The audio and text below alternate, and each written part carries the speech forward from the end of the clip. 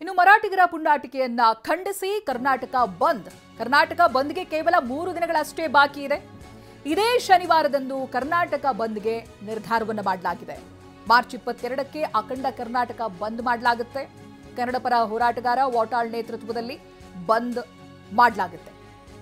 ಶನಿವಾರ ಬೆಳಿಗ್ಗೆ 6 ಗಂಟೆಯಿಂದ ಸಂಜೆ 6 ಗಂಟೆವರೆಗೂ ಕೂಡ ಬಂದ್ ಇರುತ್ತೆ. ಬೆಂಗಳೂರಿನ ಟೌನ್ ಹಾಲ್ನಿಂದ ಬೃಹತ್ ಮೆರವಣಿಗೆಯನ್ನ ನಡೆಸಲಾಗುತ್ತೆ. ಕನ್ನಡಿಗರಿಗೆ ಅನ್ಯಾಯವನ್ನ ಖಂಡಿಸಿ ಬೃಹತ್ ಪ್ರತಿಭಟನೆ ಹಮ್ಮಿಕೊಳ್ಳಲಾಗಿದೆ. ಎಂಎಸ್ ನಿಷೇಧಕ್ಕೆ ಒತ್ತಾಯಿಸಿ ಕನ್ನಡ ಪರ ಸಂಘಟನೆಗಳು ಪ್ರತಿಭಟನೆ ಮಾಡ್ತಾ ಇವೆ. ಆಸ್ಪತ್ರೆ, ಮೆಡಿಕಲ್ ಶಾಪ್, ಹಾಲು ಅವುಗಳು ಎಂದಿನಂತೆ ಲಭ್ಯವಿರುತ್ತೆ. ಯಾವುದೇ ವ್ಯತ್ಯಾಸ ಆಗುವುದಿಲ್ಲ. ಅಗತ್ಯ ವಸ್ತುಗಳು ಜೊತೆಗೆ ಮೆಟ್ರೋ ಸಂಚಾರ ಎಂದಿನಂತೆ ಇರುತ್ತೆ. ಆದರೆ ಖಾಸಗಿ ವಾಹನಗಳು ಹಾಗೆ ಬಸ್ ಇವುಗಳು ಇರೋದಿಲ್ಲ ಅಂತ ನಿನ್ನೆ ದಿನ ಸಭೆಯ ನಂತರದಲ್ಲಿ ಕೊಟ್ಟಿರುವಂತಹ ಮಾಹಿತಿಗಳ ಪ್ರಕಾರ ಆಗಿದೆ. ಅಗತ್ಯ ಸೇವೆಗಳೆಲ್ಲವೂ ಕೂಡ ಇರುತ್ತೆ. ಆದರೆ ಬಸ್ಗಳ ಓಡಾಟ, ಟ್ಯಾಕ್ಸಿಗಳು ಹಾಗೆ ಆನ್ಲೈನ್ ಸೇವೆಗಳಂತ ಏನು ಹೇಳ್ತೀವಲ್ಲ, ಓಲಾ, ಊಬರ್ ಈ ರೀತಿಯಾದಂಥ ಸೇವೆಗಳಿರೋದಿಲ್ಲ ಅಂತ.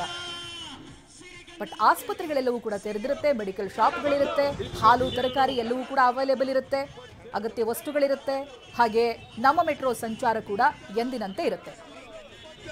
ಸಮಗ್ರ ಕನ್ನಡಿಗರಿಗಾಗಿ,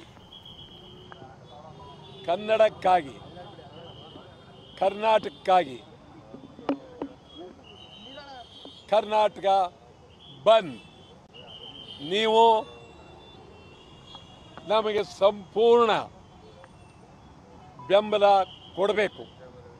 ನಮಗೆ ಅಂದರೆ ಕನ್ನಡಿಗರಿಗೆ, ಕನ್ನಡಿಗರ ಗೌರವಕ್ಕೆ, ಕನ್ನಡಿಗರ ಸ್ವಾಭಿಮಾನಕ್ಕೆ ಈ ಬಂದು ಕನ್ನಡಿಗರ ಬಂದು. ಬೆಳಗಾವಿಯಿಂದ ಚಾಮರಾಜನಗರದವರೆಗೆ, ಮಂಗಳೂರಿನಿಂದ ಕೋಲಾರದವರೆಗೆ ಬಂದ್.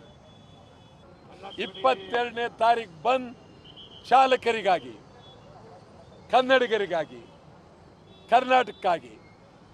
ಚಾಲಕರು ಈ ಬಂದ್ನಲ್ಲಿ 22ನೇ ತಾರೀಕು ವಾಹನದಲ್ಲಿ ನೀವು ಕುಳಿತುಕೊಳ್ಳಲೇಬಾರದು.